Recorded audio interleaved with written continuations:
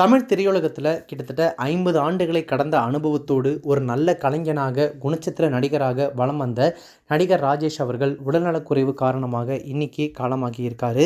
சினிமாவில் 50 ஆண்டுகளை கடந்த இவர் 150க்கும் மேற்பட்ட படங்களில் நடிச்சிருக்காரு. தமிழ், மலையாளம் என இருமொழிகளிலையும் திரைப்படங்கள், சீரியல்களில் நடிச்சிருக்காரு. 1974ஆம் ஆண்டு கே. பாலச்சந்தர் அவர்களுடைய இயக்கத்தில் வெளியான அவள் ஒரு தொடர்கதை திரைப்படத்தில் ஒரு சிறிய கதாபாத்திரத்தில் நடித்ததன் மூலமாக சினிமாவில் அறிமுகமான நடிகர் ராஜேஷ் அவர்கள் கன்னி பருவத்திலே, அச்சமில்லை, அந்த 7 நாட்கள் ஆகிய திரைப்படங்களில் முன்னணி கதாபாத்திரங்களில் நடிச்சிருக்காரு. இதை தாண்டி தமிழ் சினிமாவில் பல முன்னணி நடிகர்களுடைய படங்களில் கேரக்டர் ரோல்களுமே செஞ்சு ஒரு நல்ல குணச்சித்திர நடிகராக தன்னை பதிவு செஞ்சுக்கிட்டாரு. ஜோதிடத்தில் ஆர்வம் கொண்ட இவர் பல ஜோதிடர்களையும் சமீப நாட்களில் ஒரு யூடியூப் சேனலுக்காக நேர்காணல் செஞ்சுட்டு வந்துட்டு இருந்தார்.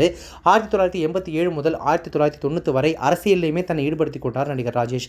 தமிழ்நாடு அரசு எம்ஜிஆர் திரைப்படம் மற்றும் தொலைக்காட்சி கல்லூரியின் தலைவராக கடந்த 2 ஆண்டுகளாக பொறுப்பு வகிச்சிருந்தார். இப்படி 7 வருட ஆசிரியர் பணி, 47 வருடங்கள் நடிகர், டப்பிங் கலைஞர், 9 புத்தகங்களை எழுதிய எழுத்தாளர், அரசியல் ஈடுபாடு என பன்முக திறமையாளராக வலம் வந்த நடிகர் ராஜேஷ் இன்னைக்கு உடல்நலக்குறைவு காரணமாக காலமாகி இருக்காரு.